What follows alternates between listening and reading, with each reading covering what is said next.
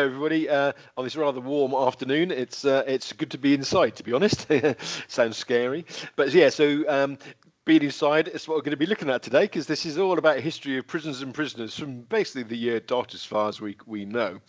So look at the early jails. So prior to the Tudor period, there was little need for prisons really, and the reason is simply that they were expensive to build and run, just like they are today. Jailers have to be paid, prisoners had to be fed, and this was really largely impossible at a time when the crown really only collected taxes for war. They didn't want to maintain prisons and jails. There were some exceptions. These were persons ordered to be detained by the crown, and these royal prisoners were typically held in dungeons around the various castles. So we know Gloucester Castle had a dungeon, and they would be held there until a trial could be arranged, which, it could be years, it might be months. They weren't really bothered. As long as they kept these people out of the way, the crown tended to be happy. And say another reason why prisons were not really needed was that any trials of any accused people took place usually very quickly, so they only had to be held for short periods of time. So you didn't have prisoners waiting like 5 or 6 years on remand or something ready to go in. It was like bang, bang, bang, that's it, sorted.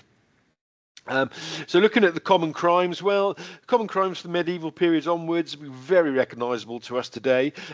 This is something based on court records from the, sort of the early 14th century.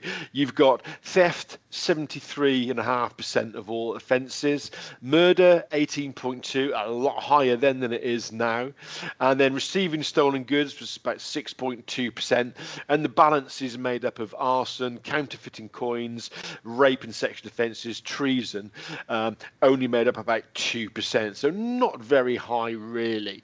But say theft was the biggest one, and that was one of the most serious at the time.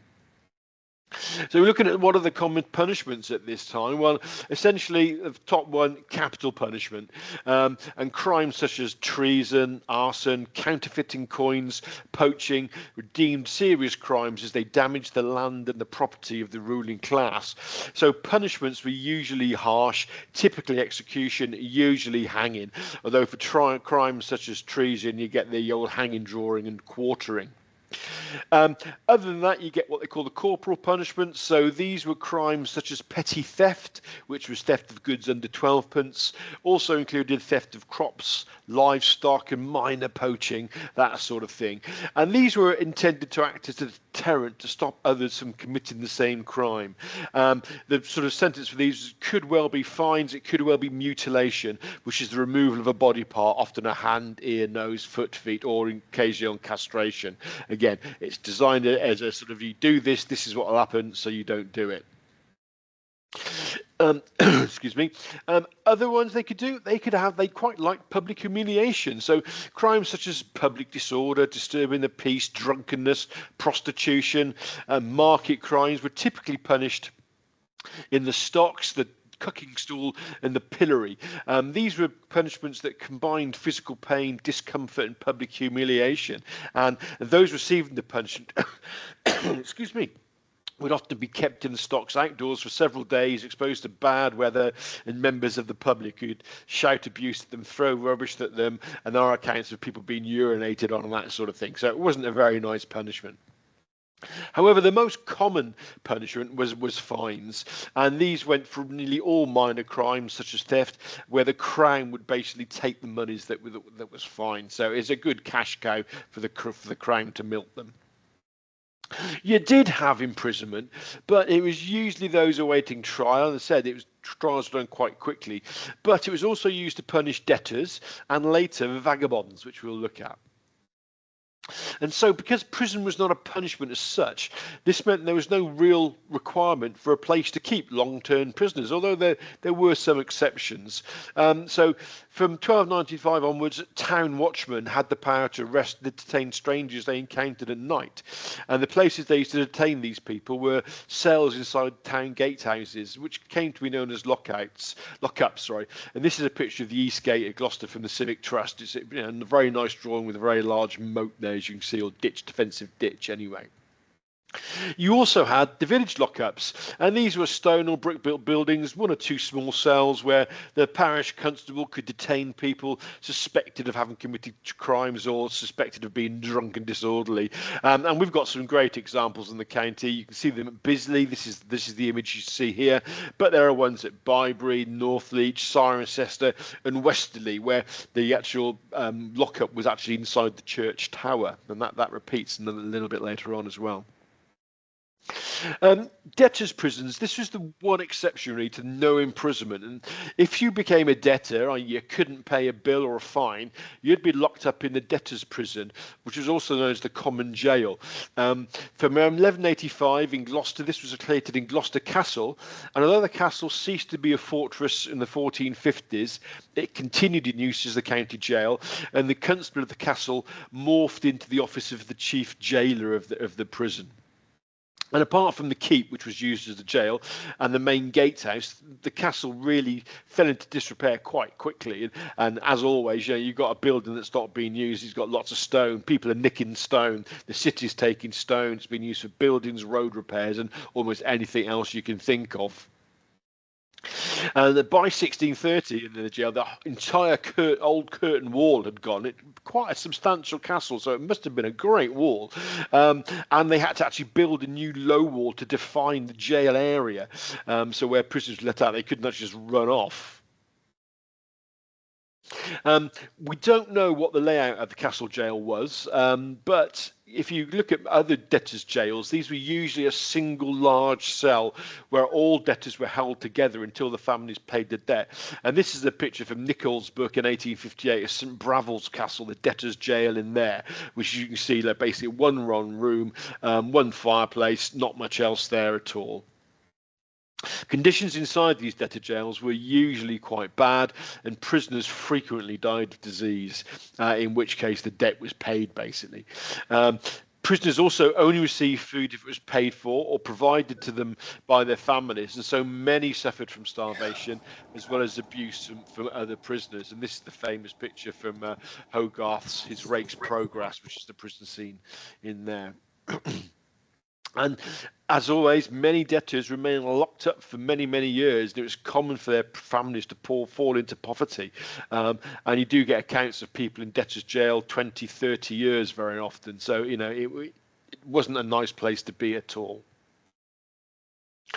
So during the 16th century, there was a huge rise in poverty, which was caused by several factors, including population growth. By this time, the population at last started to recover from the Black Death, and it went up around about 1.5 million in the period, which of course caused more competition for jobs, that sort of thing. Also, inflation, this had been just going up as well. That was triggered by population growth. It also coincided with the run of bad harvests, so which caused steep rises in the price of food, and also agricultural changes. So now, instead of actually there was a decrease in arable farming and more increase in sheep and livestock farming. And of course, this caused a little more employment because you don't need 20 or 30 men to work your farm. You just need a couple of people who look after the sheep or the cows. And something that's not often thought about is also the dissolution of the monasteries. This created quite a lot of unemployment among rural workers, and it also at the same time removed the chief provider of charity. So with the charity gone, jobs being gone, you get a lot of people who haven't got any work. So what are they going to do?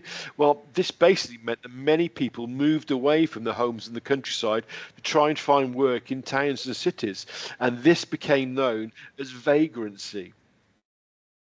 So vagrants were treated with a lot of suspicion, and because most couldn't find work, they were forced into begging for food and money. Others resorted to crime when they became known as vagabonds or rogues. And their rise in numbers started to become quite a real concern for the Tudor monarchs, especially during Elizabeth's reign when there was a lot of tension anyway. And they were dealt with in various ways. Initially, vagrants were placed in the stocks or pillory. Later, they were whipped out of towns. Some were even branded with the V on their foreheads, while others were imprisoned, again, in poor conditions. If you were a genuine traveller, like a musician or a player, you usually had to procure a licence to protect yourself. So if you were sort of trying to be arrested by the local constable, you could say, look, I've got my license, I'm allowed to do this. So it must have been a scary time. And fair enough, I was looking in some of the records yesterday and I came across an entrance for a Margaret Dainton who was whipped from the cross to the North Gate and actually said, whip until she starts to draw blood. You know, so it was quite a horrific little punishment to get them out of town, just basically to move them on. So look at the gate prisons in Gloucester. So to cope with the increase in vagrants, vagabonds and beggars, the borough started to keep small jails in the town. These were separate from the common jail, the debtors' jail.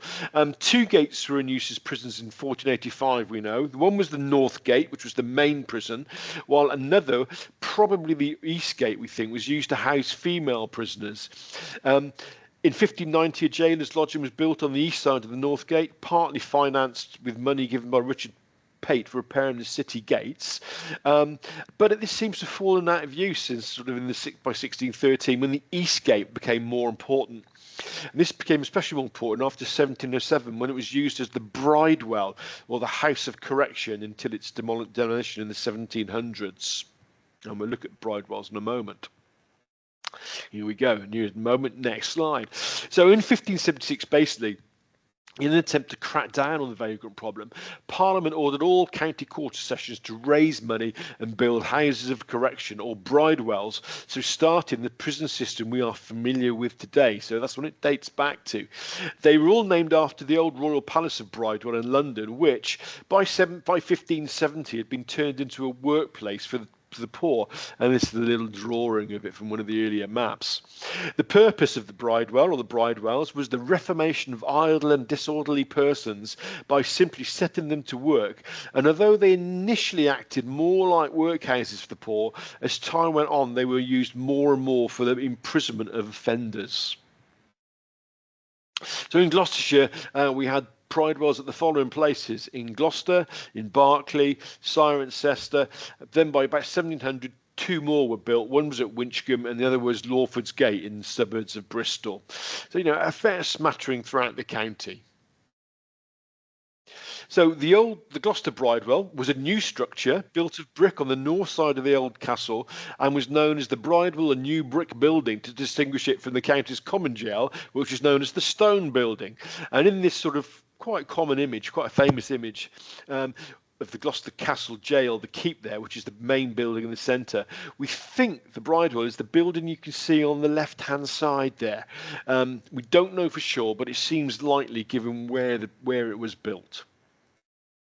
However, in 1707, the Bridewell was relocated to the city's East Gate, to be shared with the city, as opposed to the quarter sessions, and to keep it distinct from the common jail for the benefit of the public, it says. But for some reason, this arrangement didn't last, and by the late 1700s, it moved back to the castle. Very confusing, and we don't quite know sure for why. We suspect the answers must lie somewhere within the city records and the quarter session records, but finding them might be a bit difficult. Thomas Baskerville, he was a prominent topographer. He visited Gloucester Jail in 1683 and said that it was esteemed the best in England, so that if I were forced to go to prison and make my choice, I would come hither. Very brave man. In some respects, has to be said, it was better than other prisons. The prisoners did have ample fresh air and exercise. Inside the walls was a flower garden kept by the jailer's wife, as well as a bowling green, which was used by the city inhabitants, as well as the jailer and the prisoners. In 1740s, the area was enhanced even further when the Constable Benjamin Hyatt actually laid out an ornamental garden in the castle grounds on the sort of the east and south sides of the jail. So, you know, in some respects, you know, okay, it's not a bad place to be. So you can see why Baskerville made that statement. Opposed to the city jail, of course. So in 1781, following an act of Parliament, a new city jail was built in Southgate Street, south of St Kinberg's Hospital. And this is the plan of it. We'll get a better view in a minute. It was built with separate cells on the lines advocated by the prison reformer John Howard. But as you can see, I've just outlined there, it did have a black hole, which is presumably an isolation cell of some sort. About 1816, it was considerably enlarged to the west, so to the left of those circles, and also a house of correction was built adjoining it, and a treadmill was installed in there. And by 1817, a police office existed in the building on the right-hand side, which had to house the city's 12 constables and the official city watchmen. So this is a bit of a zoom up, so you can see lots of buildings in, lots of rooms in here. And to give you bearings where it was, this is from the Hall and Pinnell map of 1780. So you walk down Southgate Street, literally by sort of the Ambrose Hotel, Curtly Ambrose, the cricketer, the Ambrose Kimbrose Hotel, get it right, and where the road sort of bends, it was there. So nowadays, if you went down there, it would be just on the corner before the docks, basically, and before where the Bank of England building and infirmary used to be. But again, quite a nice building, sadly long gone now. So we're looking at the typical, who were in these who was in the city jail? What's typical inmates? Well, this is a page from one of the registers for the city jail. Really quite nice, records decent writing, records lots of information. It's got a rich vein of offences on this one page. It's got theft, prostitution, keeping a disorderly house, assault, failure to provide sureties for a warrant, failure to appear before the court, sodomy, misbehaviour towards a master by an apprentice, leaving your master without permission, again an apprentice, running away from the workhouse, and vandalism, breaking 6 panes of glass. Punishments here basically included imprisonment with or without a fine, ranging from 1 to 6 months, and the fines range from 6pence to a guinea. On top of this, there was also flogging, and a slight difference here. A couple of people were privately whipped. We're not quite sure what the difference between flogging and privately whipped is there. Presumably, the privately whipped is probably where the defendant, not the defendant, the person, I can't remember what the term is. If you'd had material or something taken off you, you could insist on a private whipping. Maybe you could come and watch it. We're not sure. I've got to look that one up. So by the mid-1800s, the city jail was becoming quite unsuitable on the grounds of its size, the security concerns, and its sanitation. So existing and new prisoners began to be sent to the county jail when accommodation there allowed. And eventually the city jail finally closed in 1858. And again, you see, by this time, it was quite a large area, but it was sharing it with the police. So it was too small for purpose, but it was, quite cramped down Southgate Street there. So we look at the new county jail. In 1777, the reformer John Howard reported very unfavourably on the old county jail. No wonder, it's basically not much more than the castle at the time, Castle Keep.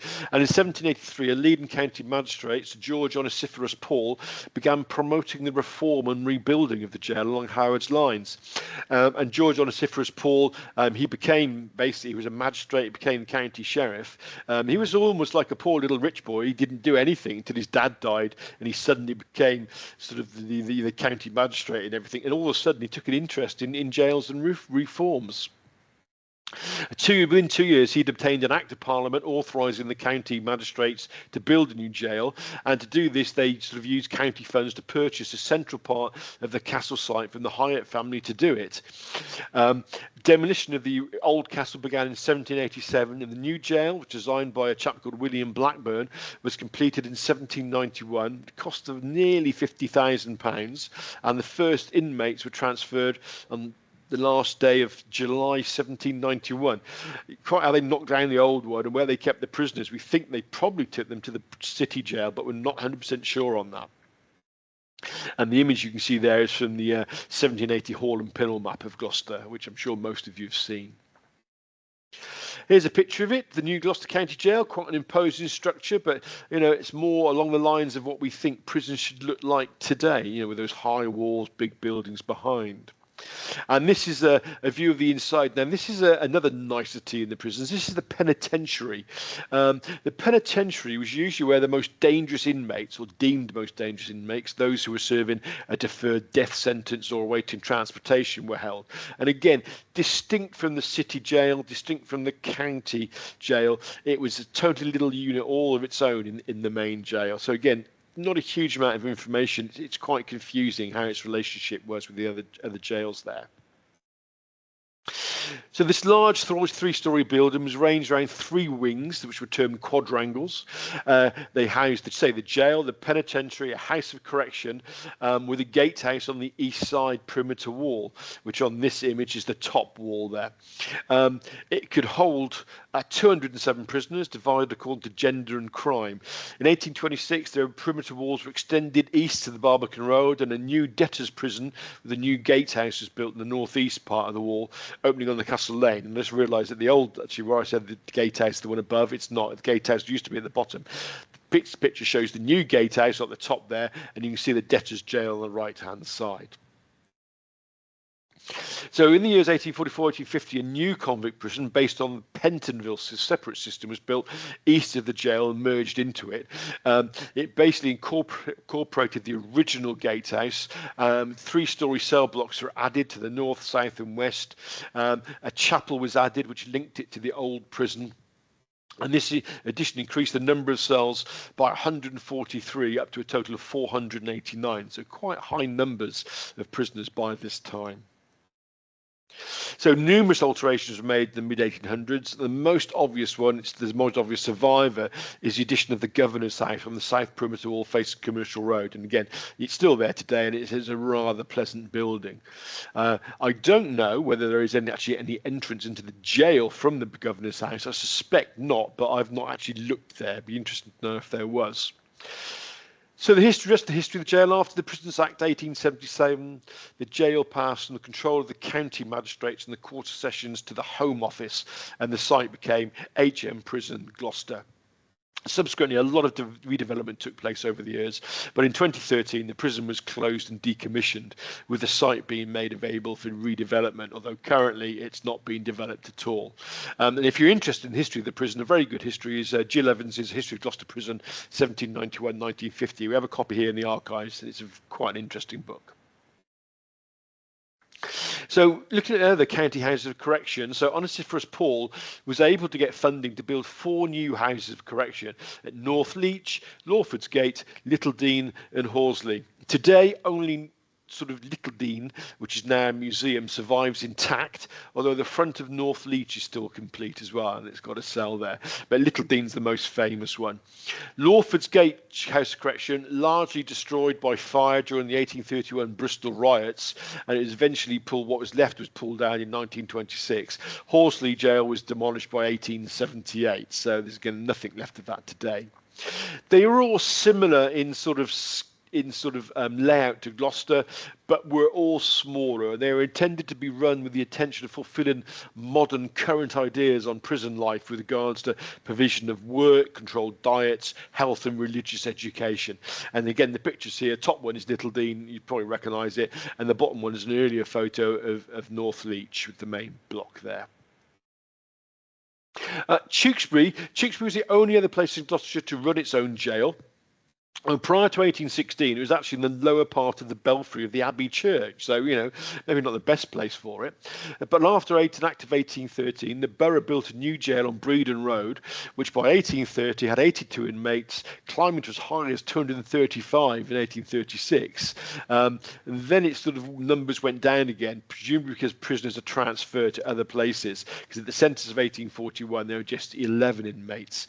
It closed in 1854, after which, Tewkesbury prisoners were automatically sent to the county jail in Gloucester, and the building became the town police station. So this is the building, it's still there today, and if you can imagine trying to cram 235 prisoners into there, it must have been quite a daunting place to be in. Just a quick look at the county jail records here. So we've got lots of jail records.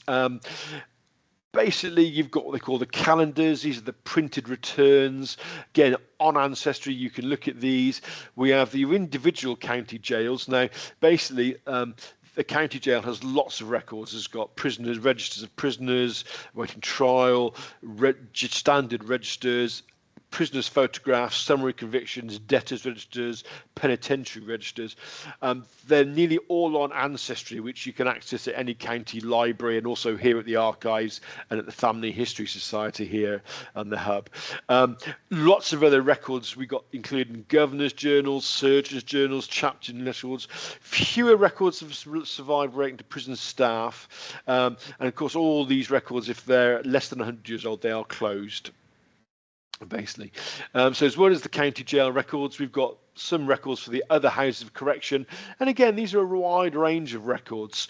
Again, they're all on ancestry, but they've only primarily got the registers. If you're looking for the other things, you're going to have to come in and have a look. So this is an example for Little Dean. We've got the registers on ancestry, but we've got justices' journals, minute books, order books, day books, journals, dietary books, property books, chaplains' journals, medical diaries and journals, matrons' journals, schoolmasters' journals, day books, and a surgeon's book. So some we've got better sort of survival of records than others. But again, go onto our online catalogue if you're interested in these and have a look, and you can see what there is.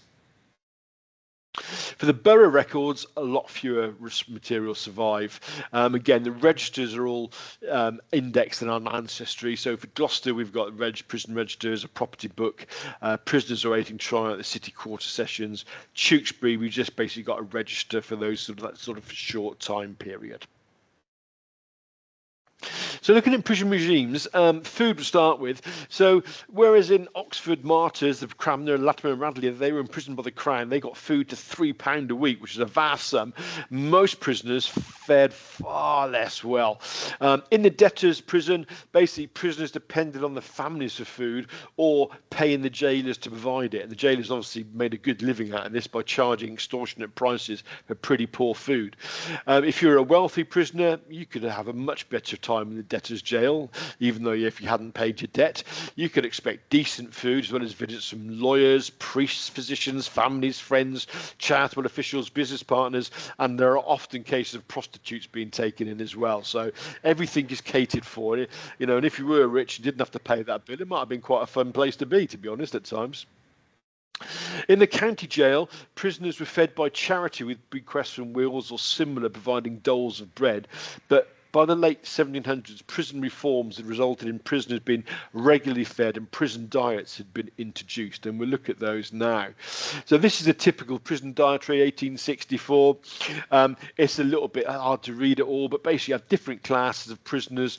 Classes was depending on how long you were actually in the jail for, and you got various amounts of food, and there are lots of these that survived because the authorities like to sort of actually make a point that they were looking after the prisoners really well, so these were published in many places and saying, look, we feed these prisoners really well, they get scrag end stew lamb with this amount of meat in it, etc., etc. So this one's harder to screen. This one's a little bit better, and again, it's another prison dietary. Basically, got the actual classes here and everything, and it's got what they're going to have. So, you've got soup, bread. That's the main one. You get potatoes, you get various broths and everything. So, you did eat reasonably well, and that's probably saying you probably ate a little bit better in a jail than you did on the outside, especially if you were a poor person. But of course, you're getting free food, essentially. You had to be careful. So prisoners were subjected to quite strict rules and regulations governing their behaviour. And this is one from the county jail in Gloucester, and it's a big list of what prisoners are to do and what prisoners not to do.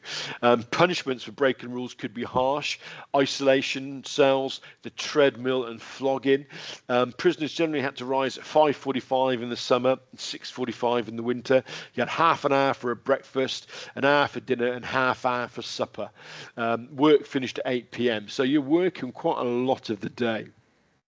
And interestingly, Gloucester jail was notoriously cold, and in 1801 they actually had experiments and introducing underfloor central heating systems to some of the cells to try and warm it up a little bit. Now, whether this because it's so close to the river, maybe we don't know, but it was notoriously cold prison. This is a quick look at what the prisoners not to do, so I'll give you a couple of moments to look at that. One of my favourites here is the particulars were not attempt to escape, but there are lots of things there. Not to climb up the windows to look out. A lot of the prison at the time was silent. You couldn't speak or sing. You couldn't waste water. You couldn't cut up or destroy any materials. You always had to have your badge on your number on your left bread. So it was quite a tough regime, and obviously, the sooner you get out there, the better. So I mentioned at work, so while you're in jail, you get put to work, and it was always repetitive, dull, and quite hard work. In addition to this being seen as a punishment, it was also used by the prison authorities to make money to try and offset prison costs. So the hardest work was reserved for those sentenced to hard labour, and typically this is your breaking rocks for use on roads. Other work though included sewing mailbags, making hammocks, cleaning, laundering, gardening, and other sort of forms of labour. Women mostly worked in the laundry or repaired clothes and made stockings. And one of the most common tasks was picking oakum. This is where short pieces of rope were unwound and picked apart into short fibres, which was subsequently used as caulking on ships. It's a very tough thing to do. It's very monotonous, very soul destroying. And you can see from this picture, this is a picture, Victorian picture of caulking. You can see basically everybody's there just picking away with the guards overlooking them. And again, this would be done in complete silence. I mentioned treadmills earlier. So the treadmill, along with the hand crank, was a method of punishing prisoners. Introduced in prisoners in 1818, they took the form of a large paddle wheel with sort of 24 steps, usually around a 6-foot cylinder, 6-foot diameter cylinder, but it did vary from place to place. One was installed in Gloucester Jail in January 1823, quite early, primarily because it was difficult to find suitable work for prisoners sentenced to hard labour. There wasn't enough rocks. It's costly to getting the rocks into jail, etc., etc. They didn't particularly like taking prisoners out because that cost as well. So basically, prisoners had to work 6 or more hours a day on this treadmill, and they would climb the equivalent of anywhere from 5,000 to 14,000 feet. So this is quite an arduous thing to do. And while they say the purpose was mainly punitive, these treadmills were often they were rotating a good power source, so they were used to grind grain, pump water, or even operate ventilation systems in the jail to pump air around to try and keep them a little bit healthier. For the four smaller Paul jails in the county, there was no room for internal treadmills to be fitted, so they were fitted externally, and this is part of the plans drawn up in 1840 for an external treadmill building at North Leach Jail.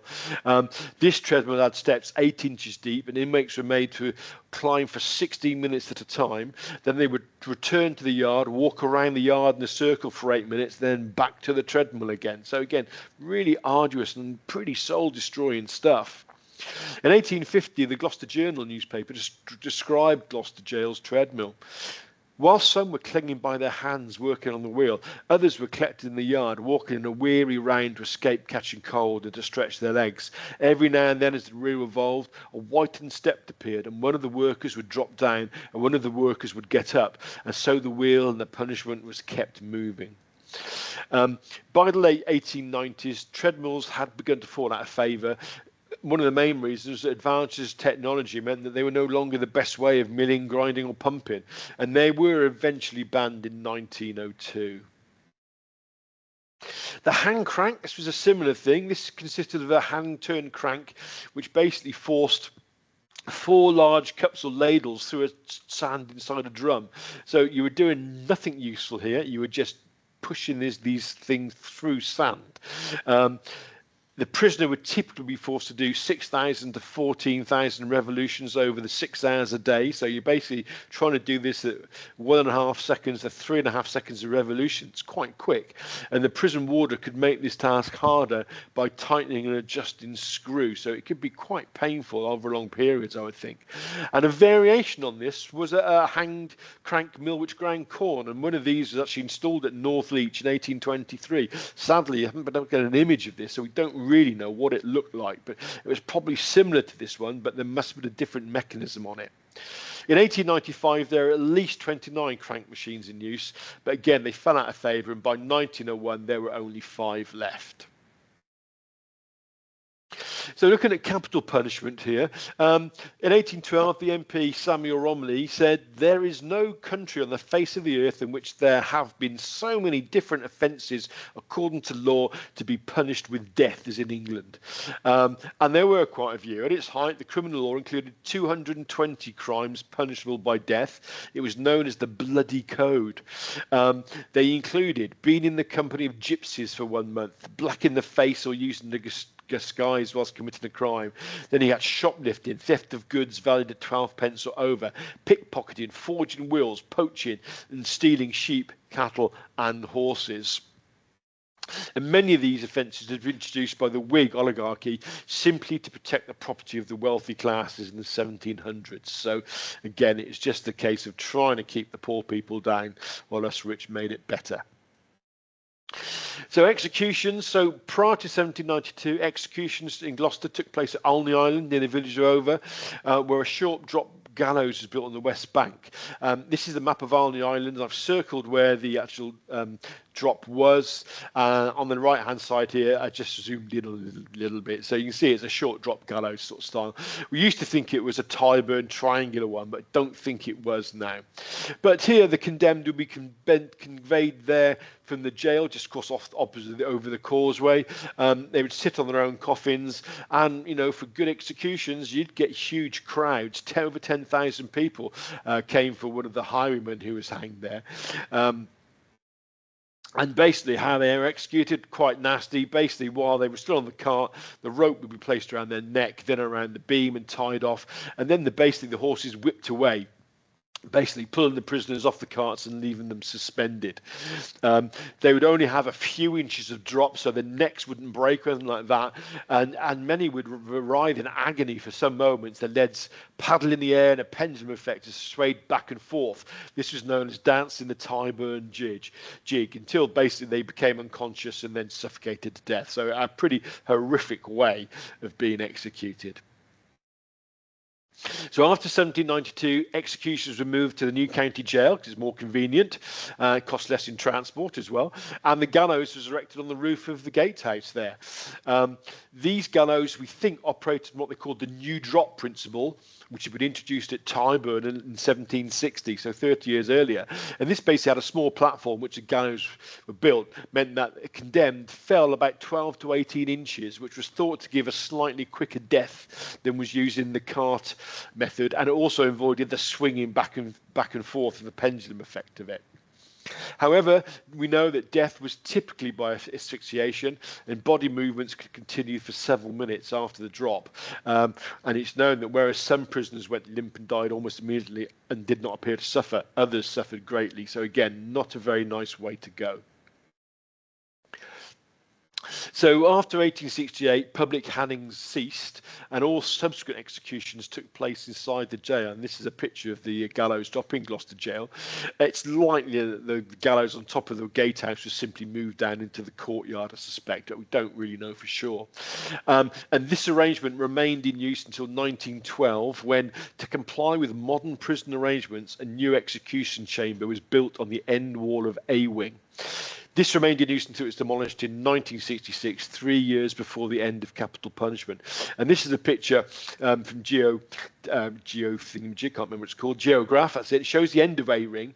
And if you look closely, you can just make out the sort of the brickwork where the cell was. If you look to the right hand side of that picture, there's a door you can see, and if you look above that, you can see there's two slightly different colors of bricks, and you can follow that light brick outline to an apex on the second string course, and then down the other side there's that small square there. So this was where the cell was, and again there are pictures of this in other locations.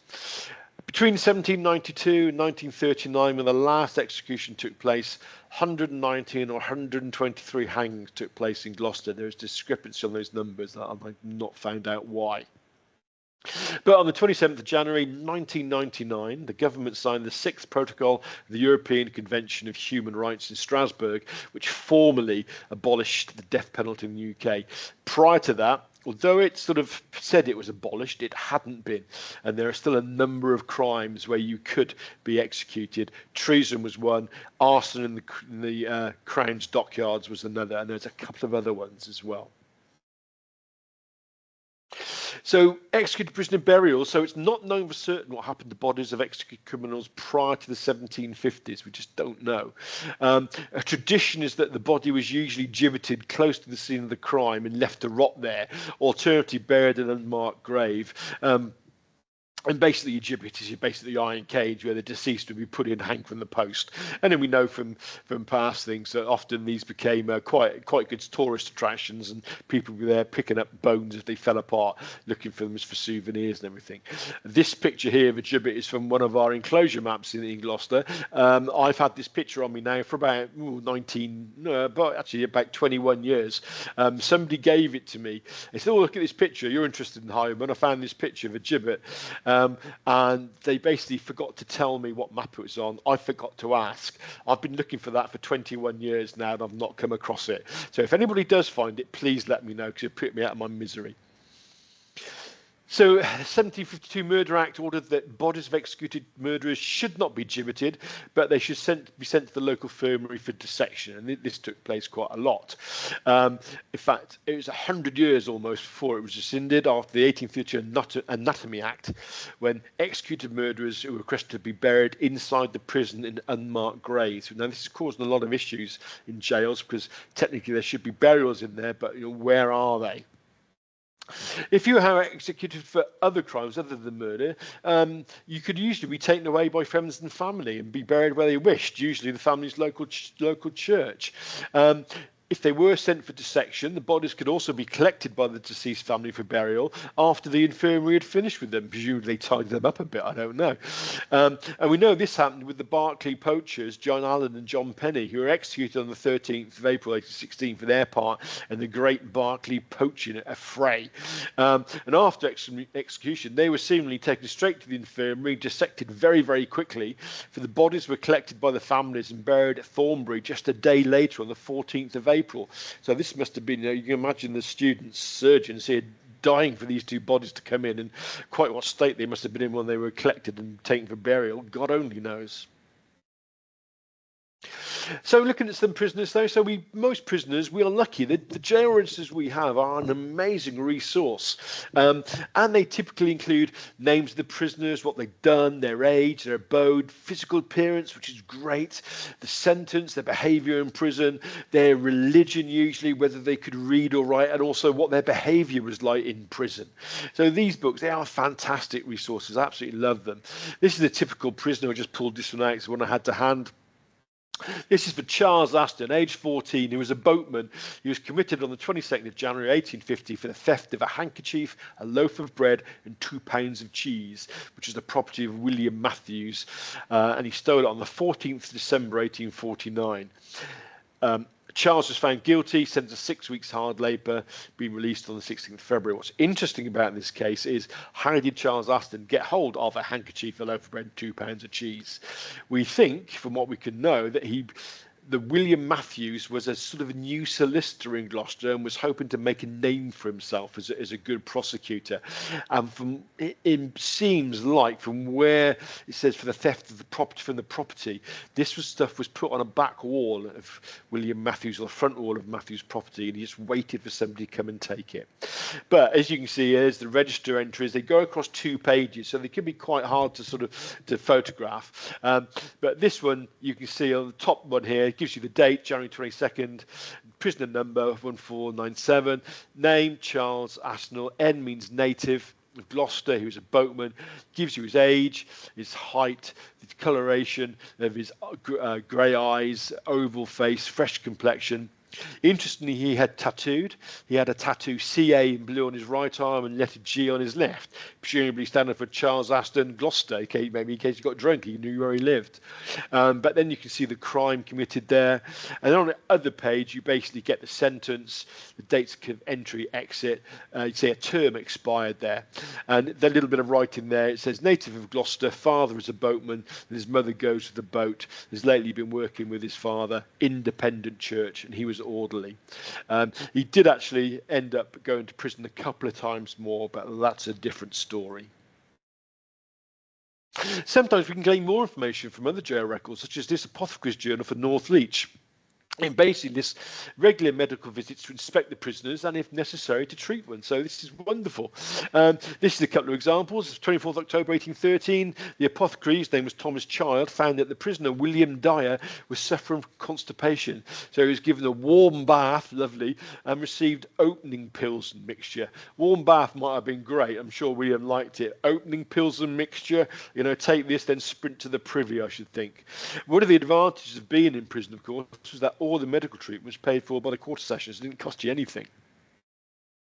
There's another one here. Child from the same Apothecary's Journal. Child came to the prison, saw a chap called John Beard who had constipation, and another one, William Barford, who had swelling and inflammation in his groin and thigh, presumably an abscess of some kind. So both men received medicine, and but Child notes that both men had improved on his next visit, sort of 4 days afterwards. On some occasions, some prisoners clearly needed more medical attention than others. So apart from his regular visits, this page deals primarily with the prisoner called Jeremiah Halley, who appears to be recovering from some sort of medical procedure because he's got a wound. And the apothecary here has prescribed increased amounts of oatmeal as Halley deteriorates, but also dresses the room. So it's likely that this is wounds and infection, and Halley did get an infection of some sort. And it's my great regret I didn't actually turn the page and find out what happened to Halley, so I have to leave you in suspense on that one, I'm afraid.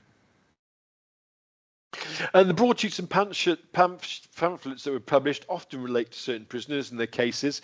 This is a lovely one. This is from 1792, entitled Gloucester Bastille, the pathetic particulars of a poor boy sentenced to suffer 7 years' solitary confinement in Gloucester jail.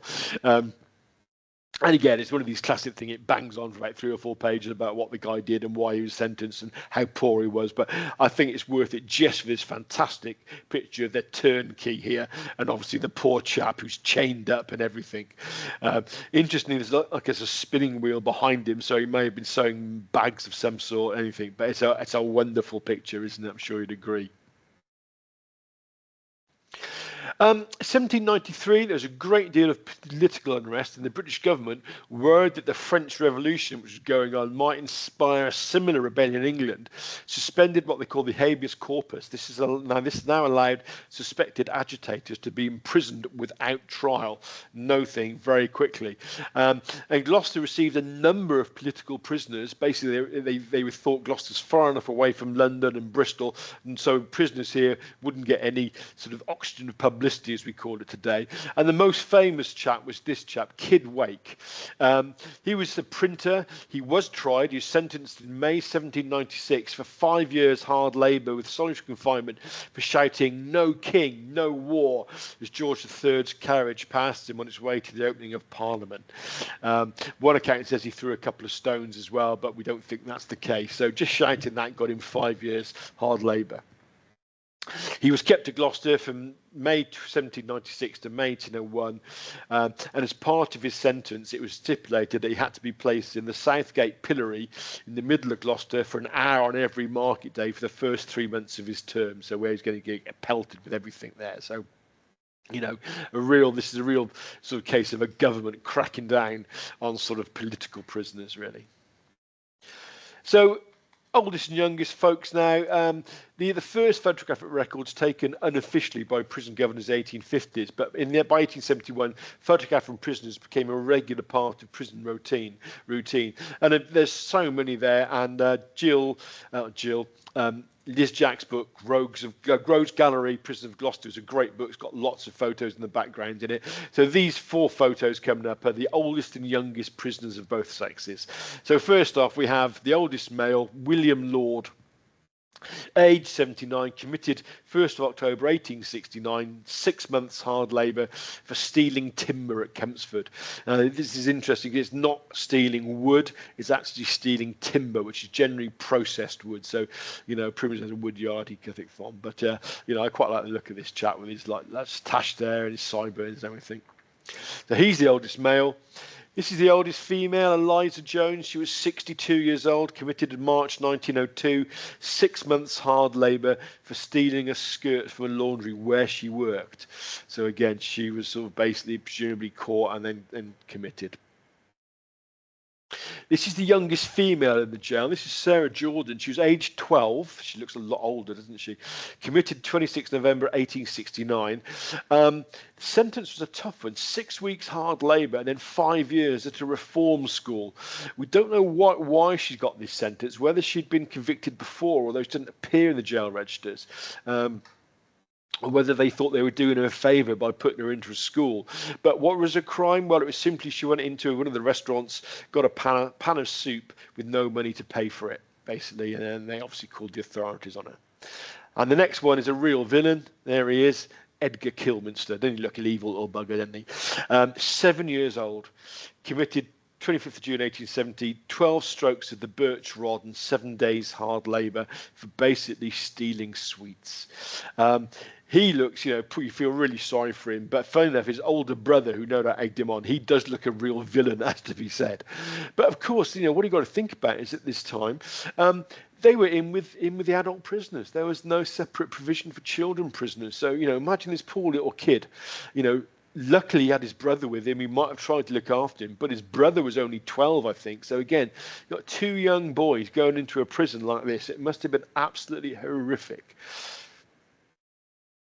And finally, after the Norman conquest, to deter local Saxon communities from continuing the habit of killing Normans when they could, there was a heavy fine was levied on any village where a dead body was discovered, on the assumption that it was presumed to be Norman, unless it could be proved to be English. And the fine was known as murderum, from which the word murder is derived. So that's a little bit of a fascinating sort of fact for word facts. I'm not very good on words, but I like that one. So that's the end of the call, and I'll happy to take some questions using Zoom ones. I'll just mention now that our next Saturday event here is called Crime and Consequences on Saturday, 6th of July. It's 1 p.m. to 4 p.m. You go onto our website. You do need to book for talks if you want to come to one of the talks. But as always, we've basically got a display of records, cut of talks, free refreshments. And have you got any ancestors who did break any crime? If so, Gloucestershire Family History Society are open for you to find out as well. And our last thing before I shut up would be mention our next talk on 24th of July. This is going to be coming from our green team, and it's called Secrets Revealed, Gloucestershire's Gardens, Great and Small. And again, advert for that is on our website. So thanks very